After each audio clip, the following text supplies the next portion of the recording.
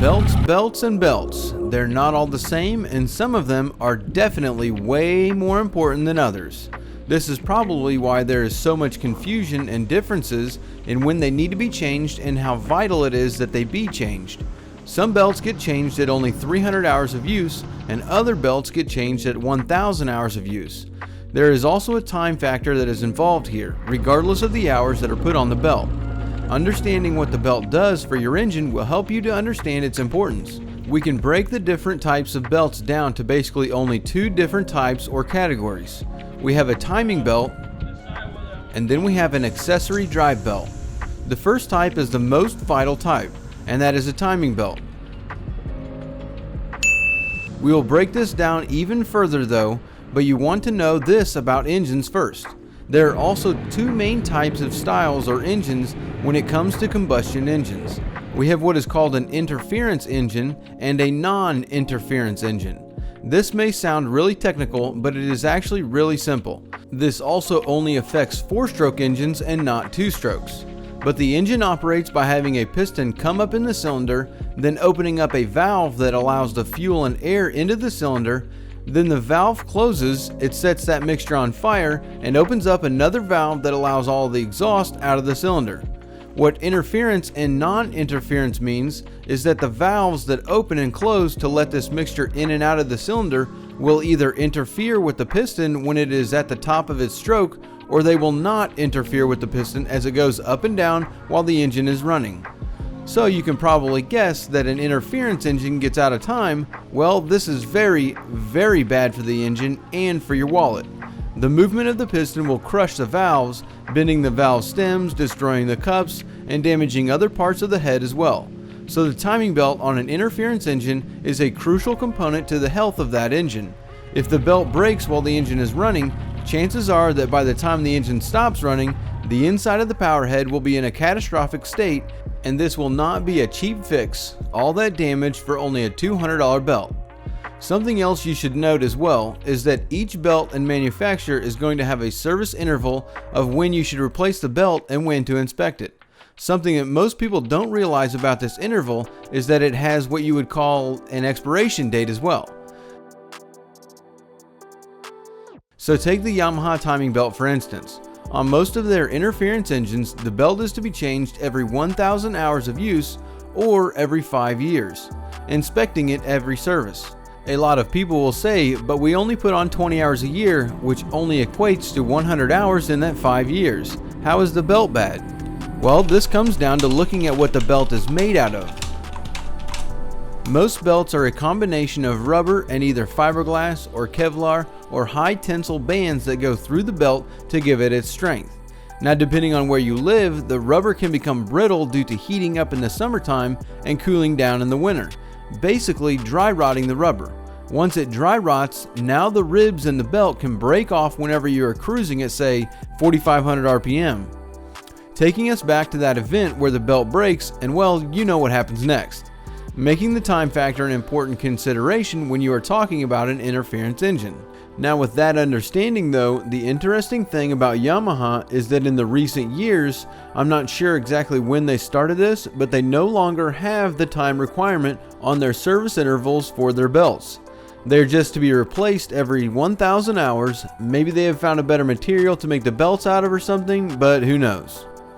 Let's move over to talking about the accessory drive belts for the other engines though. This is applicable to both the 2-strokes and the 4-strokes. These types of engines are generally driven and kept in time by the use of chains that generally you will never service or have to worry about. So the belt has nothing to do with the timing of the engine, but instead will affect other aspects of the outboard.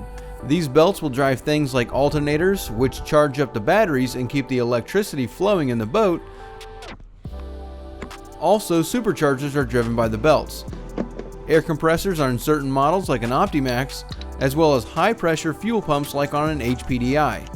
These are all important components to the effectiveness of your engine, but when these belts fail, it generally does not destroy the engine and cost you tens of thousands of dollars. Instead, like on the HPDI, you will just lose fuel pressure and the engine will shut off. Same thing for an Optimax, the engine will lose air pressure and just shut off.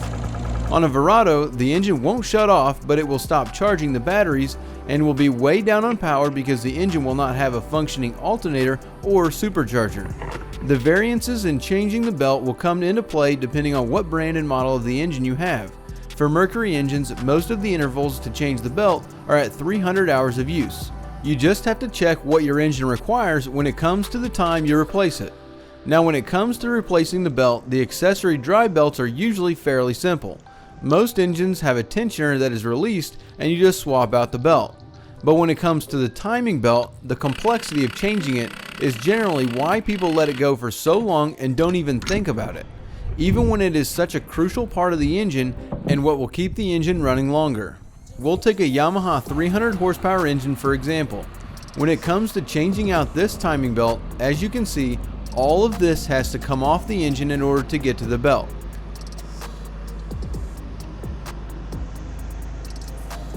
We have to start by unplugging and basically removing the engine wire harness from both the sides and the back of the engine.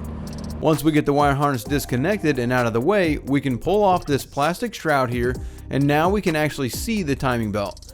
Now before doing anything else, we need to turn the flywheel and line up the marks that are on the cam sprockets to ensure that the engine is on time.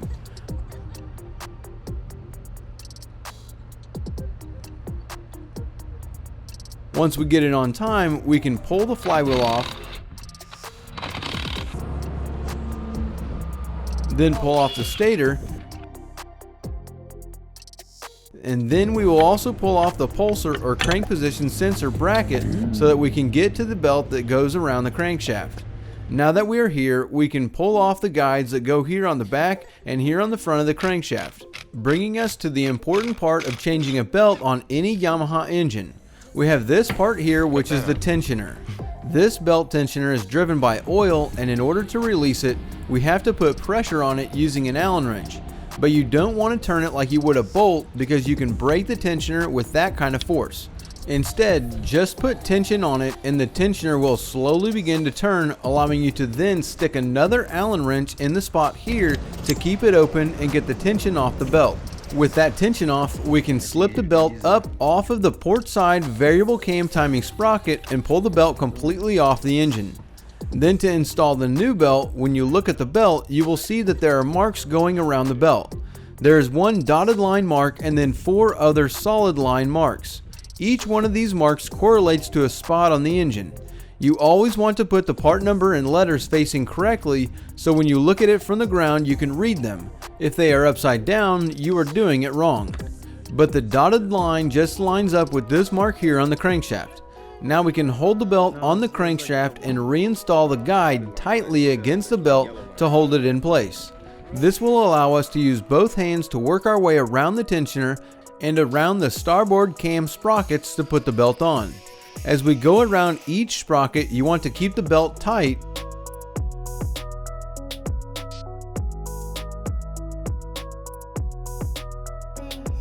Make sure that all the notches are going into the sprocket and that the lines are aligning correctly with the marks on the sprockets. We'll work our way around from the starboard head to the port, and once we get to the last sprocket, we'll leave the belt halfway off the sprocket. Can you come up on it? About right there. Alright, go ahead. And then push the belt down around the other pulley. You still holding the cam?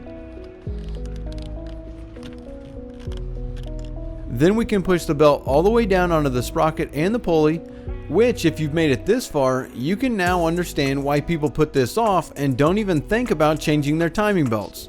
Which is why you should take a second to hit that like button and subscribe to the channel before we talk about the last crucial items of getting this belt on. There are really only a couple of things left. We want to make sure that the belt height is correct on the crankshaft, and then we want to pull the Allen wrench from the tensioner and get the tension back on the belt. Once that's done, we can go around and check all of the lines on the belt and make sure they're all correct, as well as double checking the marks on the camshaft and the crankshaft to make sure that the engine is still in time. As long as that is correct, we can put the flywheel on and turn the crankshaft 2 full revolutions and recheck to make sure the engine is in time.